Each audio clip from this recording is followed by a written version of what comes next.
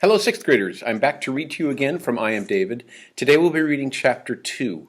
I just want to remind you that as we read I Am David, we're looking for the lessons that David is learning about what it means to be free and what it means to function in a free society. So as David moves forward in the book, we're going to be looking for the lessons that he learns of the basic physical attributes of what it means to survive and be a free person. Those lessons include food and shelter and clothing and personal hygiene. We'll be looking at the societal rules that David's going to learn. How does society work? How do laws work? What's the role of authority and police officers in that society? And basically just those societal norms that we all live by and what those look like. He's also going to be thinking about the whole spiritual side of what it means to be free. He's wondering about God. He's wondering about the higher force that guides us. He's wondering about good and moral behavior, and he's wondering about whether a just God would allow things to happen, like a boy being thrown into a concentration camp. And then throughout the book, he's going to be learning lessons about love, both family love, how families take care of each other, and then also romantic love, that romantic love between two individuals. When they see each other, they fall in love, and that sort of special tingly feeling. So we're going to be looking for those rules as we move forward. As those lessons as we move forward. And so let's just start on chapter 2. For a long time David continued to sit and gaze upon the lovely scenery that lay before him. He knew he had much to do, but just then he was too preoccupied to think about it. His resolve to go on living seemed to have pushed everything else out of his mind, and he could not take his eyes off what he was looking at. Surely this was what one had eyes for, not for the ugly, dark, gray, oppressive buildings of the camp, or the endless, flat, bare ground that stretched away, dull, brown, and empty as far as eye could reach. One had eyes to gaze on beauty, and David looked again and again upon the blueness of the sea, upon the coastline curving along its shore.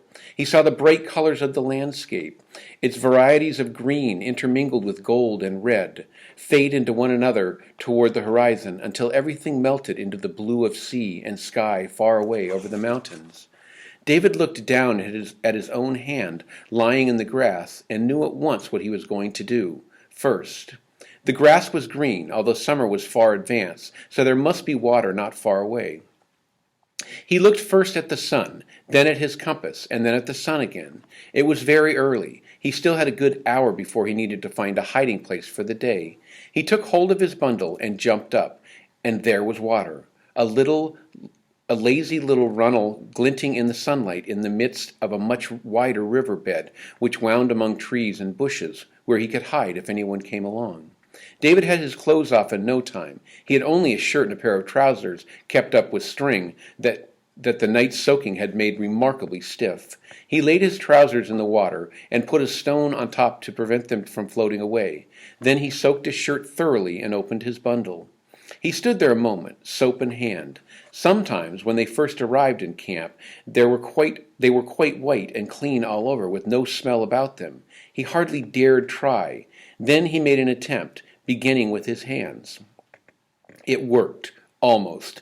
David scrubbed away until he was in a sweat. He picked up his shirt to rub himself with, and then he got on much better. He had thought dirt was much more difficult to get off. Then he remembered the sea. Being wet through all night must have helped considerably. His head was a bit of a problem, but David would not give up. He was going to get all the dirt off, all that reminded him of the camp and smelled of its inmates. He lay right down, dipping his head in the water so that his hair was thoroughly wet, rubbed soap all over it until his arms grew tired, then ducked again and rubbed away with his shirt until his hair no longer felt sticky. He turned cold, but he took no notice. His one thought was to be quite clean. His shirt gradually took on a brighter color, and then he set about his trousers as well. They too became brighter. Finally he sat down with his knife and whittled away at a twig until he had a sharp point of clean wood. He pricked himself a couple of times in the process, but in the end his nails were clean, toenails included. The sun glistened on a drop of water as it fell from his hand to his knee. David wiped it off, but it left no tide mark. There was no more dirt to rub away. He took a deep breath and shivered. He was David. Everything else was washed away. The camp, its smells, its touch, And now he was David, his own master, free, and free as long as he could remain so. David took a look around. It would not do to go on sitting where he was. A little higher up on the hill, he caught sight of a house among trees, and a little farther down lay the road. There would soon be people about, and he must first find a safe hiding place. He followed the stream a little way, then turned off and went straight down toward the coast. The going was steep, but David's tough-skinned feet were used to finding places where he could get a good foothold. His body was lithe and quick, and he found no difficulty in keeping his balance. Just before he came to the road, he stopped, irresolutely. He could hide in the undergrowth down there, but that meant he would have to lie flat all day, and when he was not sleeping, it would be very irksome to lie in the same position all the time. Now that he was close to the road, he could see that there were houses at regular intervals along both sides of it, not right on it, but a little above or below, with gates leading onto it. Beautiful houses, pink and pale yellow and white, with gaily painted doors and green trees and climbing plants growing on their walls. But for that very reason, they spelled danger. Where there were houses, there were people. A little farther on, the ground fell away so steeply from the road that there were no houses for some distance. It looked as if he would have to cross over. His heart began to beat quickly. The road wound among the hills, and you could not see much of it at a time, because it kept bending sharply around the spurs. Even if he were certain the road was clear, at the moment, someone might come along just as he began to cross. Not cars, nor people walking on the hard surface, for David's hearing was good. But if anyone were walking on the grass verge, he would not be able to hear him until he was right on top of him. Was it all to last only a single morning? His beautiful surroundings? His desire to live? Was it all to be taken from him again by a single stranger coming along, now or in half an hour's time? But if he stayed where he was, his danger would be just as great.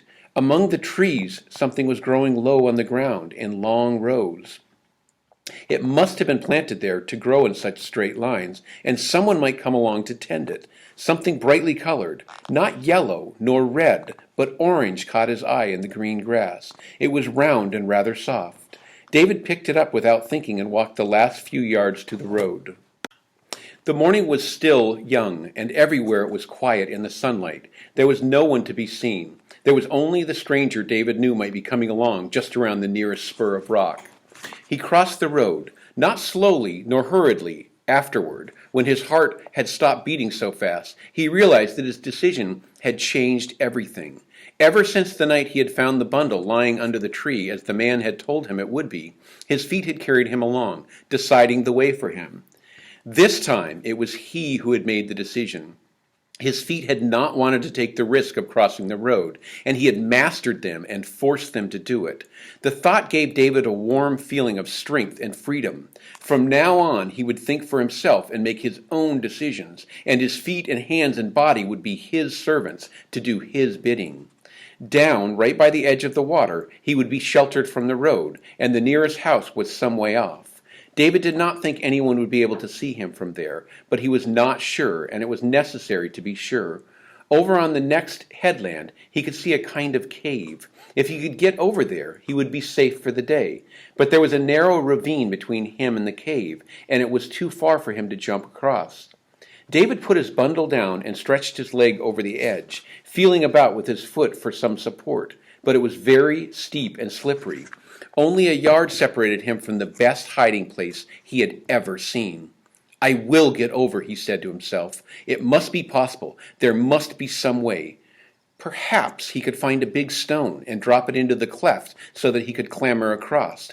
But struggle as he would, he could not budge the only boulder that looked big enough. He would not give in, however, until he finally realized that he could not move it and was only wasting his strength to no purpose. If he had a rope, but there was nothing he could make it fast to on the other side, and the only thing he had that at all resembled a rope was the bit of string around his trousers. Then something brown caught his eye a little farther down on his own side of the ravine, a wooden packing case, or rather a plank from one.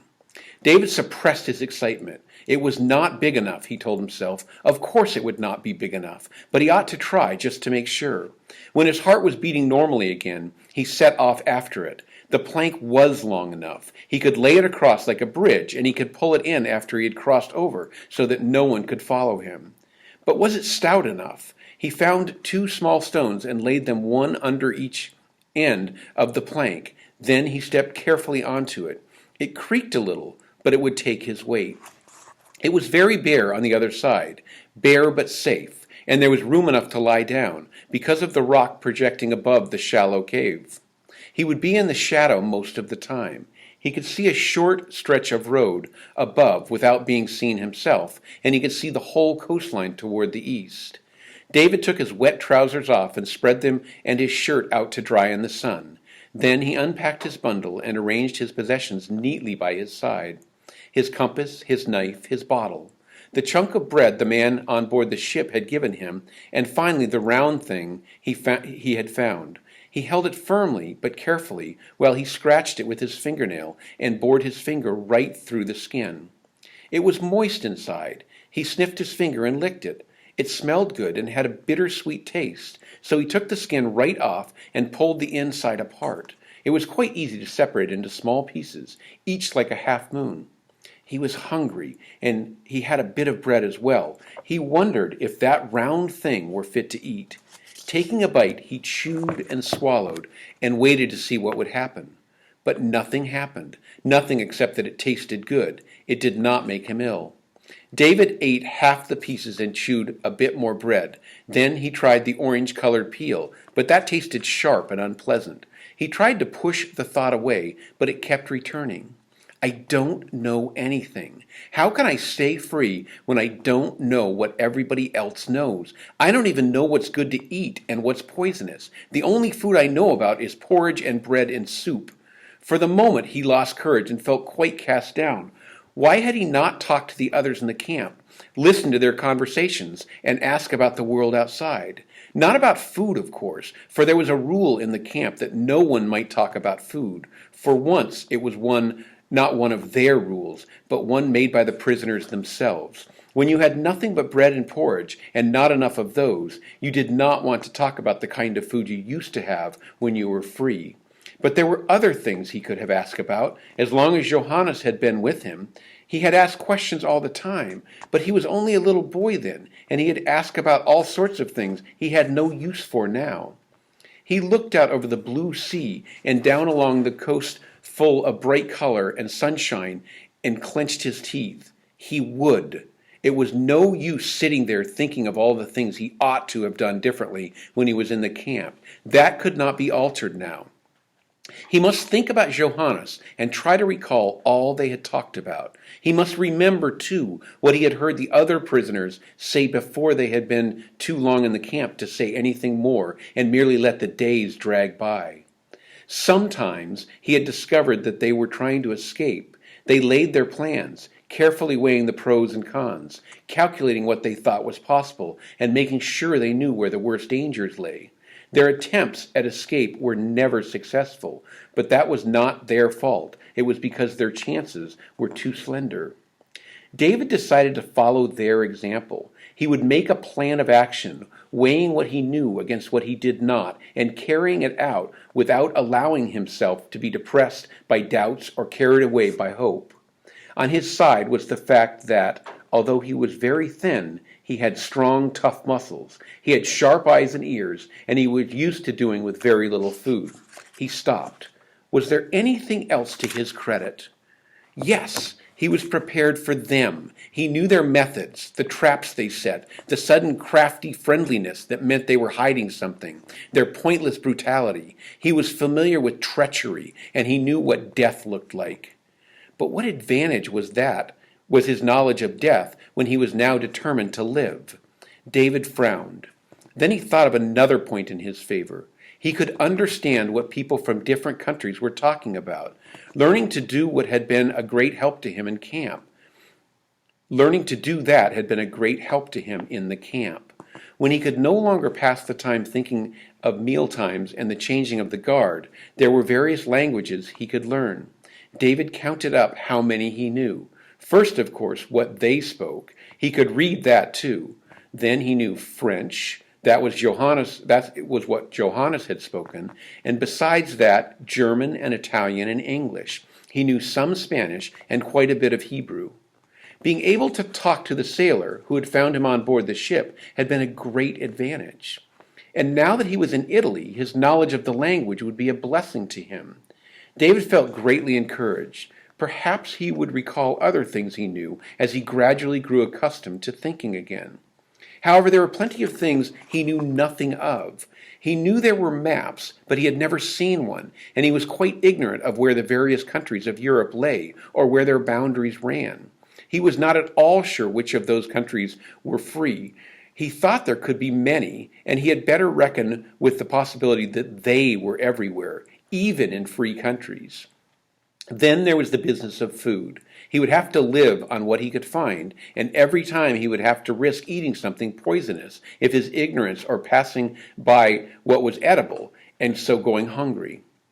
Worst of all, there were people. If he wanted to preserve his freedom, he would have to keep right away from them. But at the same time, he realized he would have to get to know something about how people lived outside a prison camp, since an unknown danger was more dangerous than one that could be reckoned with beforehand. And so David made another decision. When it was dark, he must go into the town that lay farther along the coast down by the sea. In the darkness, he could always slip into a gateway or around a street corner, as he had discovered in Salonika. But he would have to go while there were people about the streets so that he could find out how they lived. Perhaps a boy among a crowd of people would appear less suspicious than a boy quite alone in a town where everyone was asleep.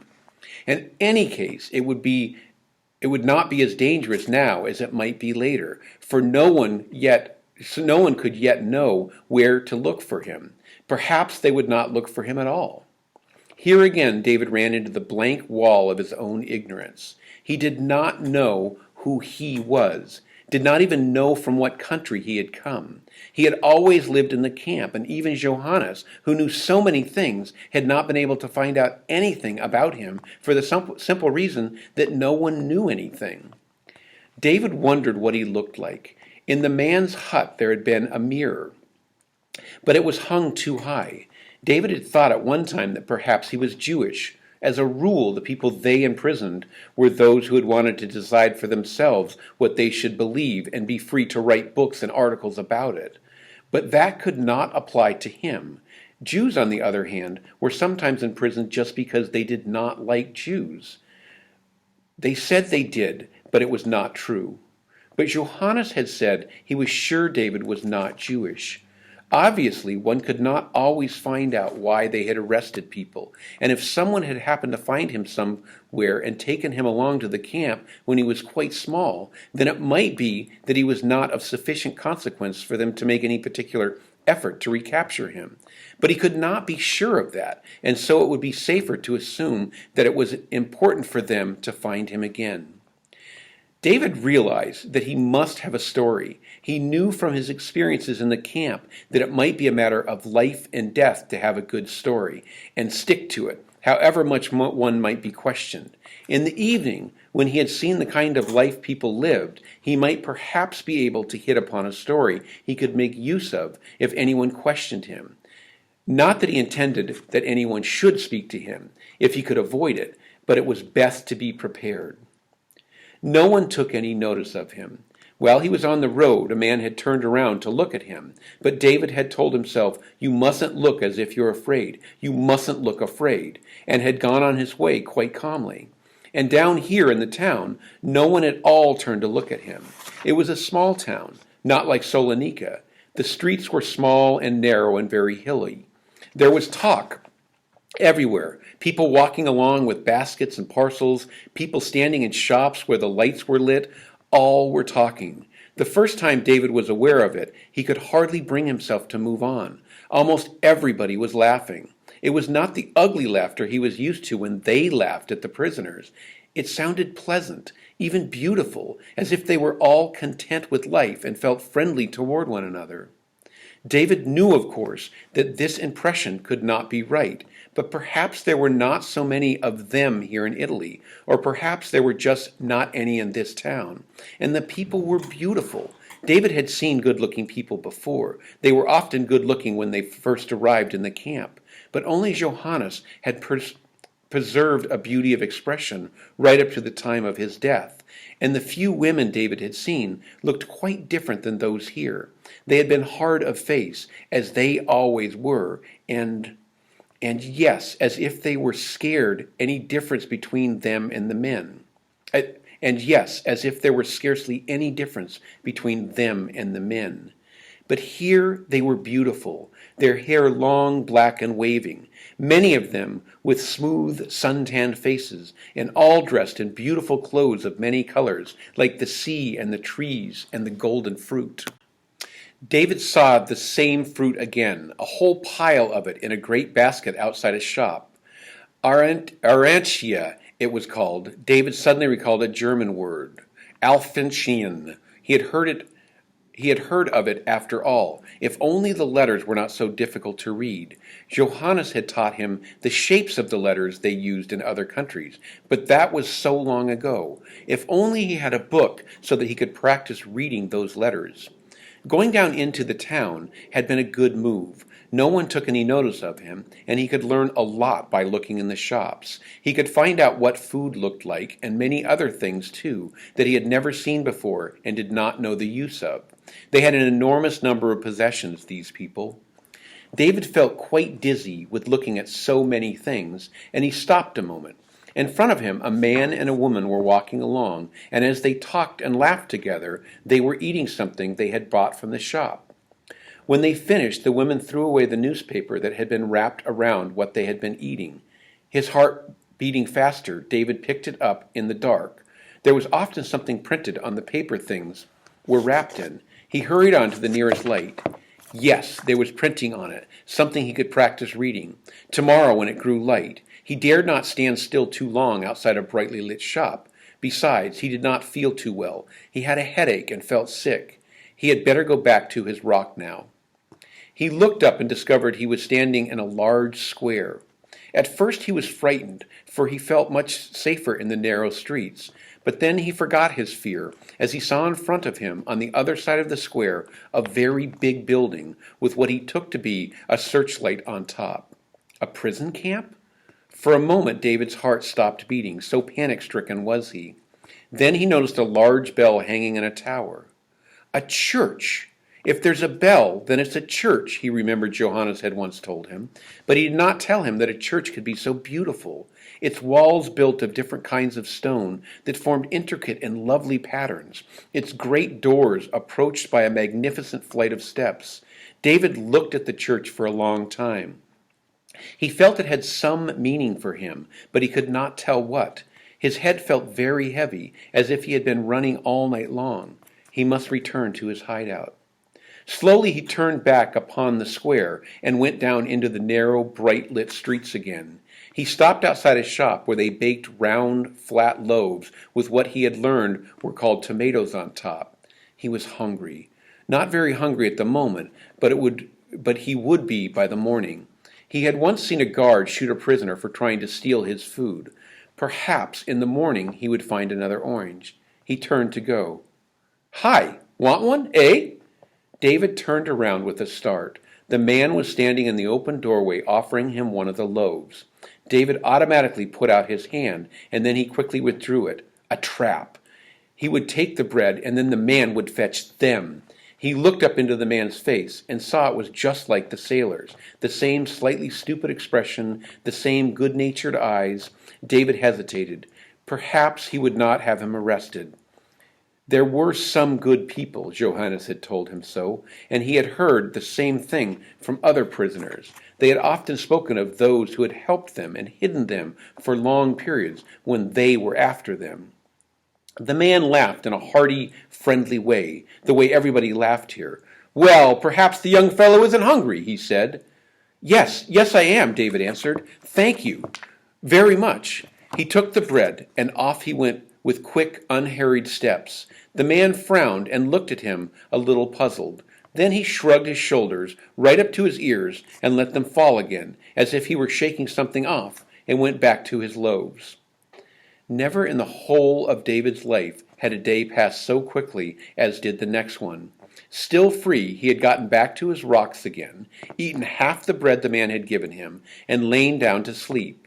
When he awoke, it was day, and everything was just as warm and beautiful in the bright sunshine as it had been on the previous day. He had run up to the little stream to wash before anyone was about, and even the fact that his soap had grown much thinner from overmuch use the day before did not really trouble him. Perhaps it was because he had washed his shirt and trousers with it as well. He decided to make do with washing his hands and feet and face that day, and to go sparingly with his precious soap. Then he ran downhill again, nearly forgetting in his eagerness to get back to his piece of paper to look carefully up and down the road before he crossed it. That must not happen again. He made himself count to 100 before he picked up his paper, in order to remind himself how important it was never to do anything without thinking. The scrap of newspaper was difficult to read. The evening before he had read several notices in the town, but this was in proper sentences with many words together.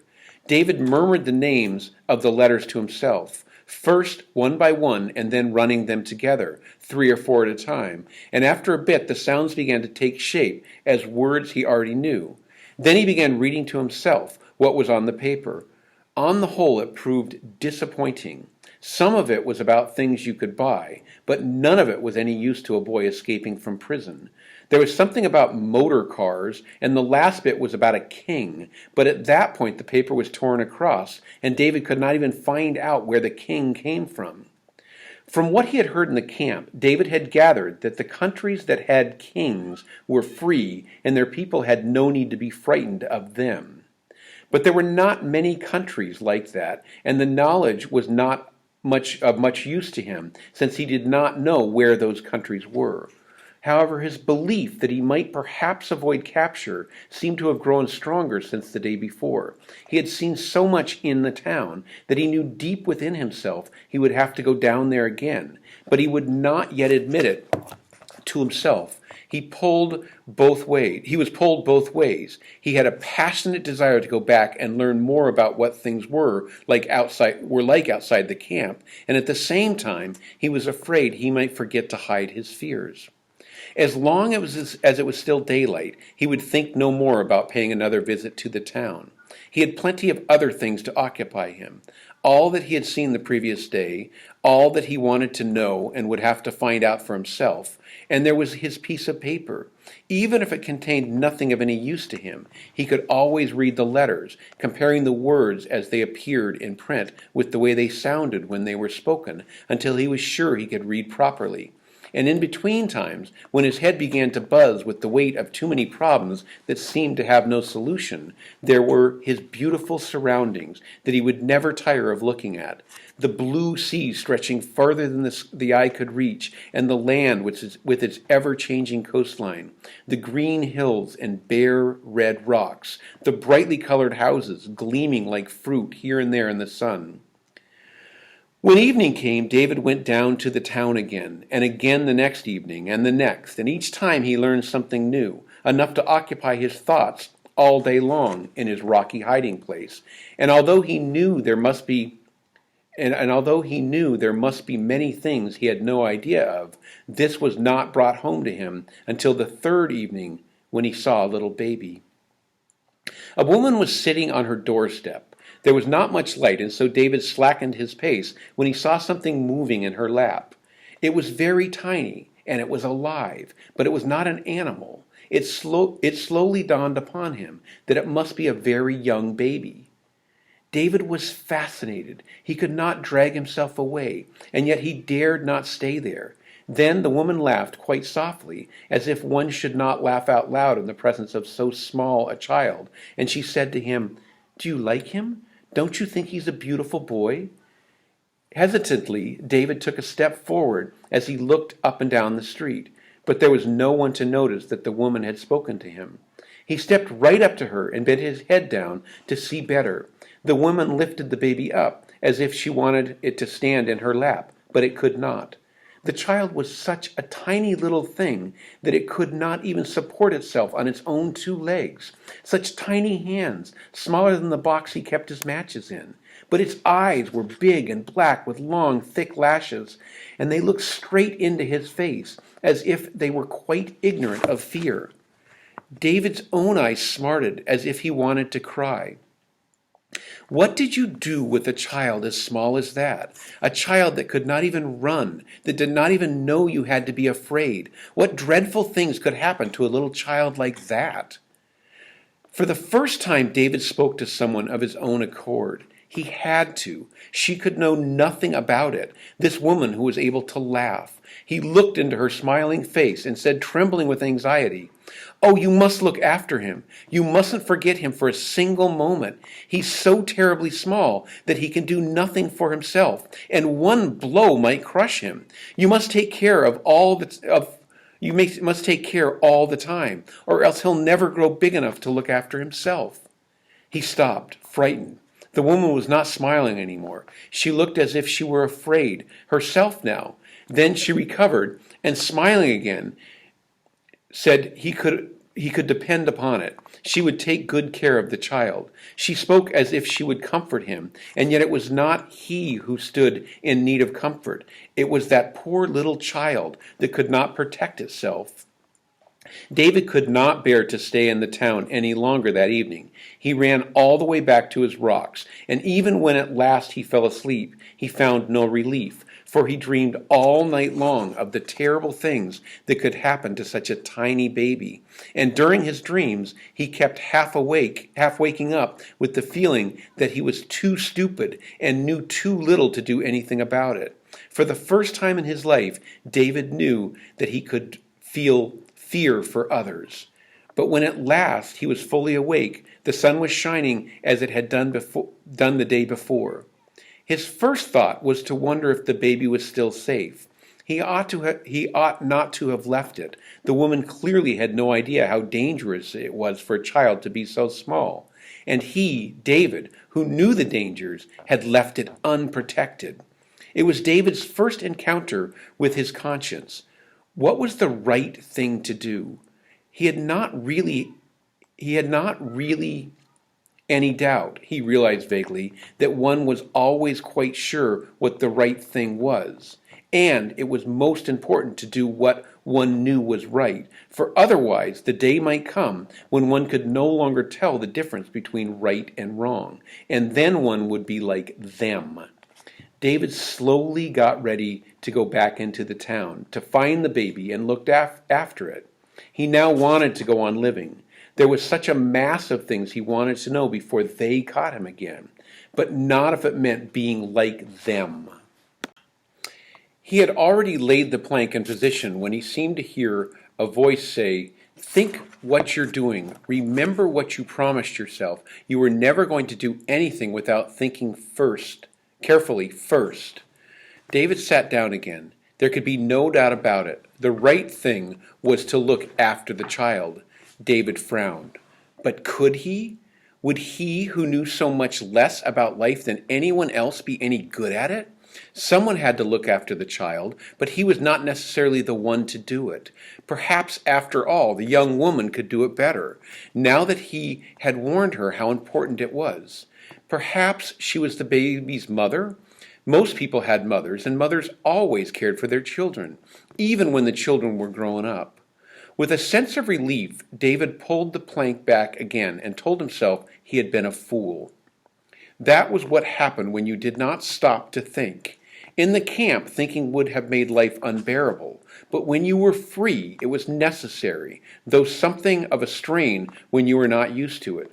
The most important thing of all, he felt quite sure, was to do what you knew to be right. But at the same time, you must not forget to think carefully before you acted. Just suppose he had made a mistake with the baby because he did not know what it needed. Dave decided he would think about it as little as possible. It still pained him to remember how small and helpless the baby was, but since he could not look after it properly, it would be best to forget about it. But how was it that he had not seen a baby before? There must have been babies about on the other evenings he had spent in the town. The thought worried him. There might have been other things he had passed by without noticing. Johannes had once said he was very intelligent. He had not meant David to hear him, and he had looked very sad as he spoke. But that was probably because it was best not to think about anything in the camp. But if he were intelligent, how was it things could happen under his nose without his being aware of them?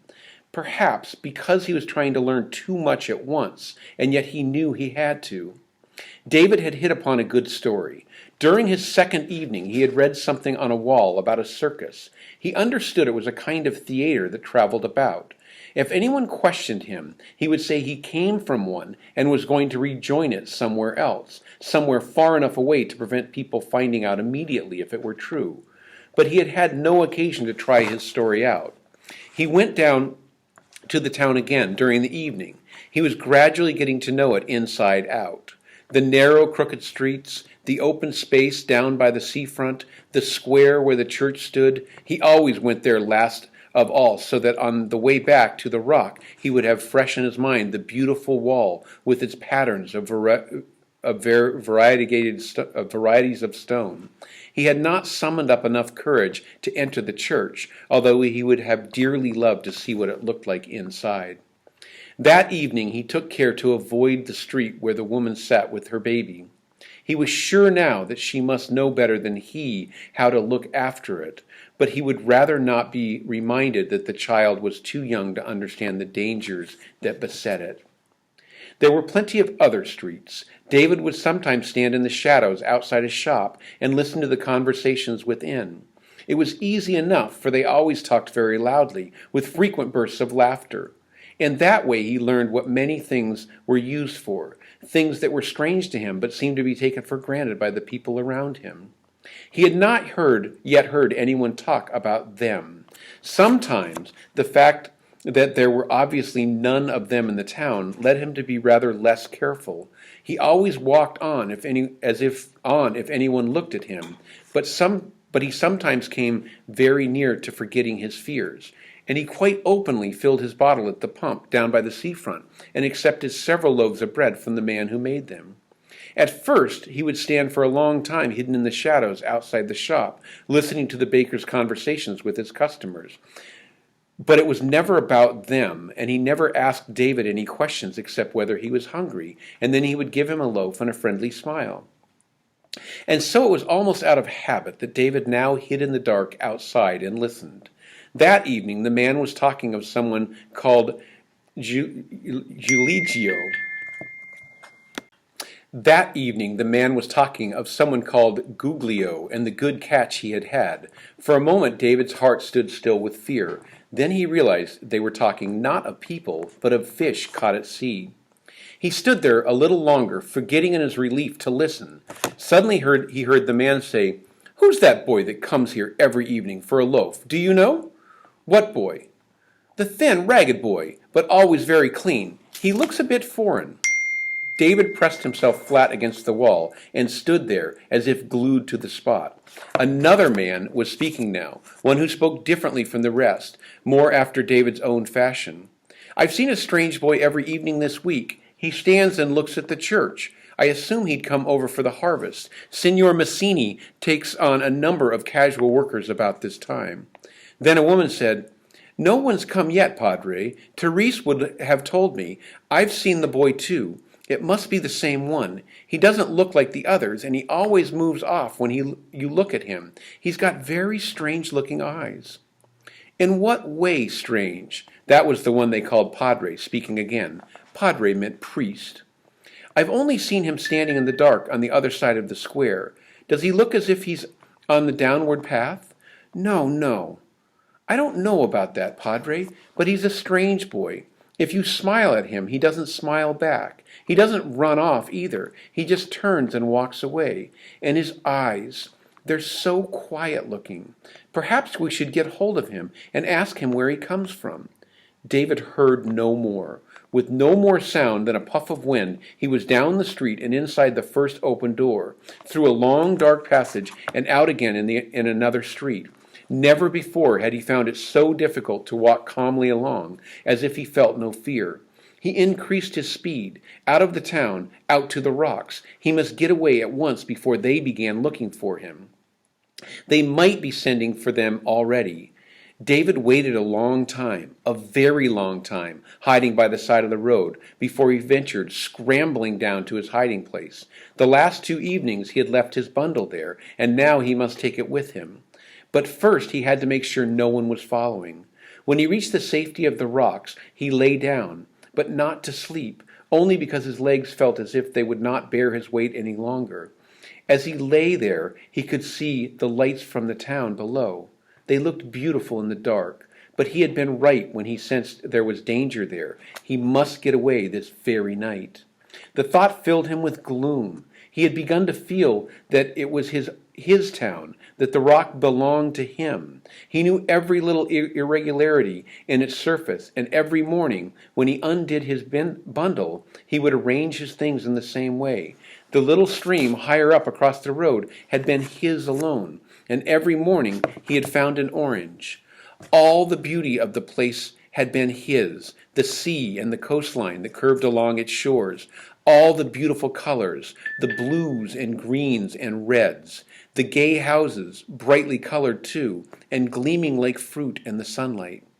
Before he had come to this place, he had known about nothing but death. There he had learned to live, to be the master of his own fate. He had learned what it felt like to wash in clean water in the sunshine until he was clean himself, and what it felt like to satisfy his hunger with food that tasted good. He had learned the sound of laughter that was free from cruelty. He had learned the meaning of beauty, and now he must leave it and never return.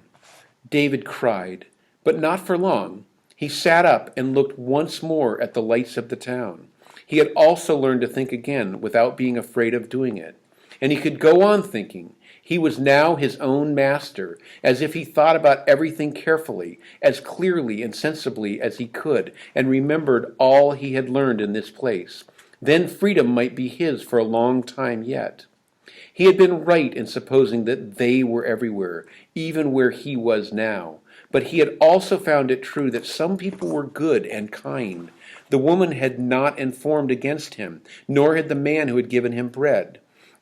And if they no longer dared to pretend that they had not seen about him, then it was his own fault for staying there too long. In the future, he must never stay in one place longer than one evening. He must continue to avoid people as much as possible, and he must remember not to look at them. David wished he knew what was so strange about his eyes. What did they mean when they said they were quiet? Perhaps one day he might come across a mirror and find out what he looked like. David sighed a little. He might find it difficult to remember about his eyes all the time. But a boy could not very well disguise himself. Grown men could grow beards or shave them off, and if you had money you could change your clothes or wear glasses or dye your hair. But when you were a boy with neither beard nor money, it was no good thinking about disguising yourself. It would not help very much anyway, if it were your eyes that people recognized. David packed everything except his compass into his bundle and stood up. When he had crossed over the plank, he drew it after him and carried it right up to the roadway so that no one else would see where he had been living. He stood still for a moment and looked down at the lights of the town. If the people down there had been really good, like those who risk everything to hide others for them, they would have let him stay. David turned his back on the lights and set off quietly up the mountain slope toward the north. That's the end of chapter 2. We'll talk about it when we see each other in class. Thanks.